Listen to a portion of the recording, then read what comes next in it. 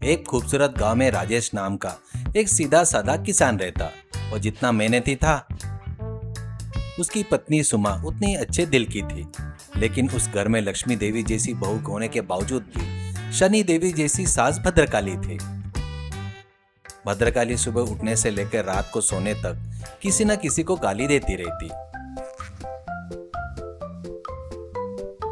आखिरकार उसके पति परमेश भी इसके इस झगड़ालू स्वभाव को बर्दाश्त न कर पाए और एक दिन चुपके से घर छोड़कर भाग गए और सन्यासियों में शामिल हो गए।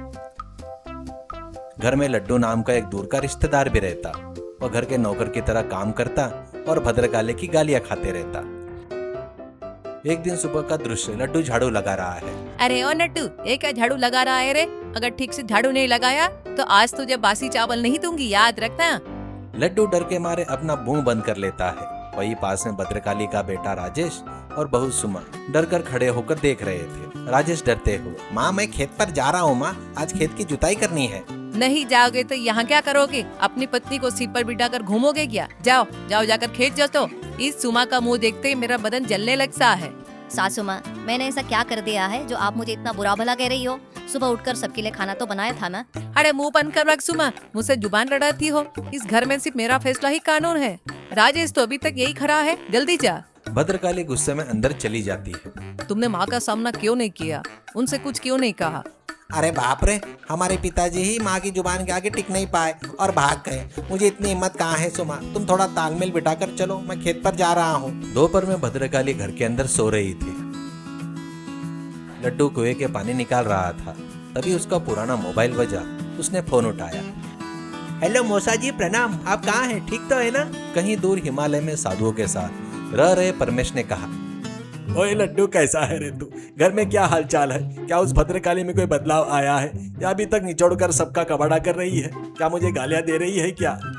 बदलाव? मौसा जी, अगर उसमें बदलाव आया तो यमराज खुद धरती पर उतर कर आना होगा। कल रात एक मुर्गे ने भाग दी तो उन्होंने उस मुर्गे को भी 1 घंटे तक कोसा था और आप वहाँ भगवे कपड़े पहनकर शांति और सन्यासी बनकर घूम रहे हैं और मुझे यहाँ नरक में छोड़ दिया। बर्दाश्त कर ले लड्डू, मेरा तो घर आने का मन करता है, लेकिन उसका मुंह याद आते ही मेरे भगवे कपड़े भी कांप जाते हैं। मुझे डर लगता है कि कहीं मेरी धड़कन ही ना रुक जाए। अगर कोई नई बात है तो बता। लड्डू अभी कुछ बोलने ही वाला था, तभी पीछे से भद्रकाली आ गई।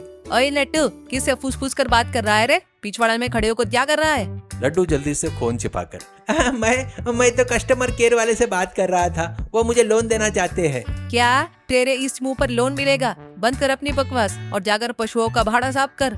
एक दिन राजेश खेत में बैलों की जुताई कर रहा था। अचानक उसका हल किसी चीज से टकरा गया। राजेश नीचे झुका, उसके हाथों में मिट्टी हटाई। उसमें से एक अजीब सा छोटा सा मिट्टी का मटका दिखाई दिया। राजेश उस मटके को घर ले आया,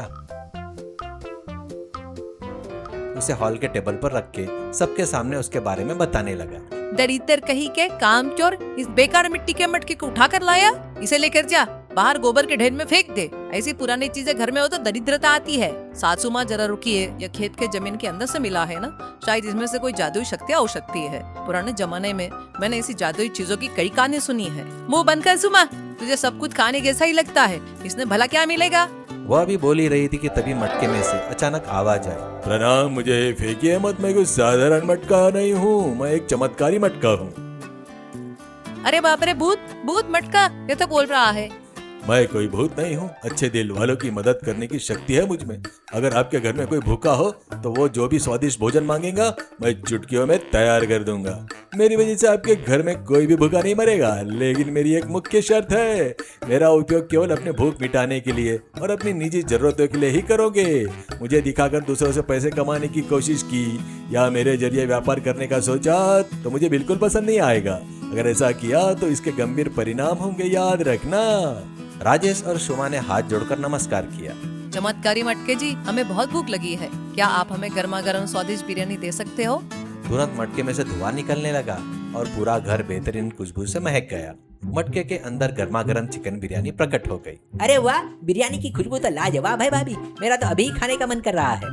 अरे रुक जा लड्डू, पहले मैं चक्कर देखूंगी। मैं घर की बड़ी हूँ ना, तो मेरे होते हुए तू पहले खाएगा।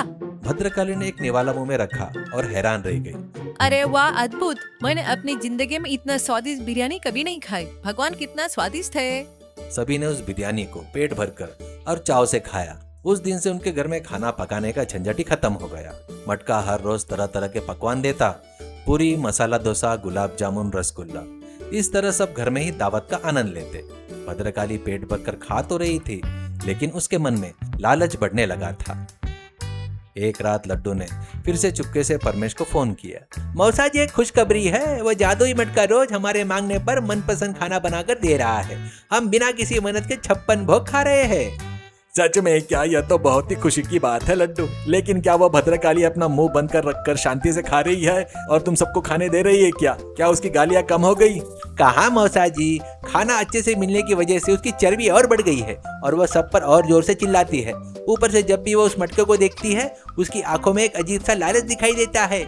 ऐसा लगता है जैसे वो कोई बहुत बड़ा प्लान कर रही हो। मुझे तो डर लगता है मौसा जी। इतने में भद्रकाली आ गई। ओए, किससे बात कर रहा है फोन पर? दिन ब दिन तेरी हिम्मत बढ़ते जा रही है। अरे वो तो मैं रोज सुबह उठने के लिए अलार्म लगा रहा हूँ सासू माँ। मूर्ख कहीं के, मुझसे ही झूठ बोलता है। अच्छा सुन, कल से हम अपने घर के सामने एक बड़ा सा ढाबा खोलेंगे। उस मटके से हम लोग रोज सैकड़ों प्लेट खाना बनवा कर गाँव वालों को बेचेंगे और करोड़ों कमाएंगे। हम अमीर बन जाएंगे। यह बात सुनते ही राजेश और सुमा घबरा गए और वहां आए।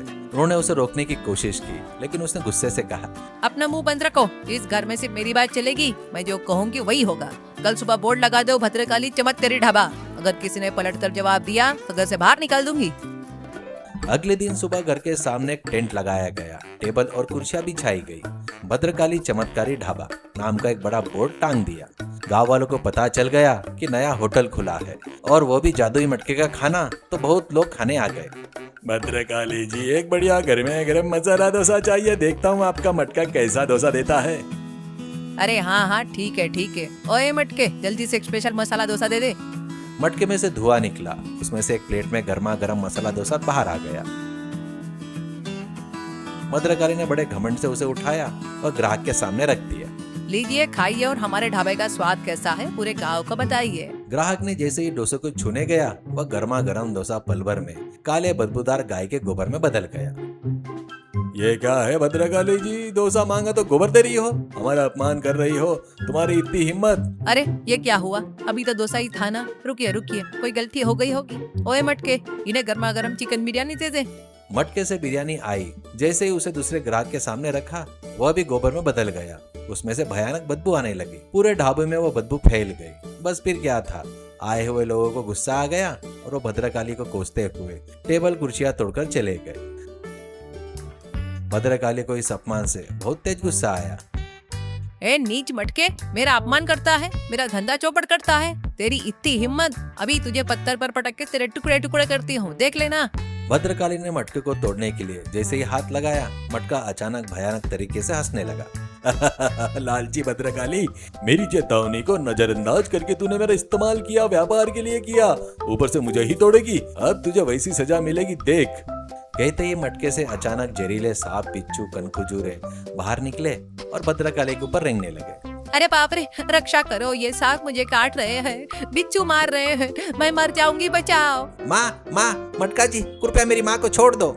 चमत्कारी मटके जी, हमारी सासू माँ को माफ कर दीजिए। उन्होंने अपनी गलती का एहसास दिला दीजिए, लेकिन जान से मत मारिए। हम आपके आगे हाथ जोड़ते हैं। ओ भद्रकाली, तेरे घमंड, लालच और कड़वी जुबान की वजह से तूने घर वालों और गांव वालों को बहुत परेशान किया है। तेरे इस झगड़ालू स्वभाव से तंग आकर ये तेरा पति भी घर छोड़कर भाग गया। क्या तू अपनी आदत सुधारेगी या फिर इन सांपों के काटने की वजह से यहीं पर मरेगी? सच बता। ओ मटके, मुझसे गलती हो गई, मेरे लालच ने मुझे डुबो दिया, मुझे माफ कर दो। मेरा घमंड टूट गया, अब से मैं किसी को नहीं कोसूंगी, कभी झगड़ा नहीं करूंगी। मेरी रक्षा करो माता। मटका शांत हो गया। तुरंत सारे सांप और बिच्छू गायब हो गए। भद्रकाली जोर जोर से हांफते हुए रोने लगी। ढाबे की घटना को बीते कुछ दिन हो गए। भद्रकाली में ऐसा बदलाव आया जिसकी किसी को उम्मीद नहीं थी। अब वह किसी पर चिल्लाती नहीं थी। वह सुबह उठकर सुमा की रसोई में मदद करती, लड्डू को प्यार से खाना परोसती। एक दिन जब सब लोग घर पर बैठकर बात कर रहे थे, तभी वहां परमेश मुस्कुराते हुए आए। उनके पीछे लड्डू हंसते हुए नाच रहा था। अजी, आप सच में आ गए, मुझे माफ कर दीजिए। इतने सालों तक मैंने आपको बहुत सताया, इसलिए आप चले गए थे ना, अब मैं बदल गई हूँ, मुझे छोड़कर मत जाइए। वो पैर पकड़ लेती है। उठो भद्रा काली उठो, यहाँ जो कुछ भी हुआ वह सब लड्डू ने मुझे फोन करके बता दिया था, इसलिए मैं अपना सन्यास छोड़कर अपनी पत्नी के पास वापस लौट आया। उस दिन से वो सब चमत्कारी मटके का स्वादिष्ट भोजन खाते हैं।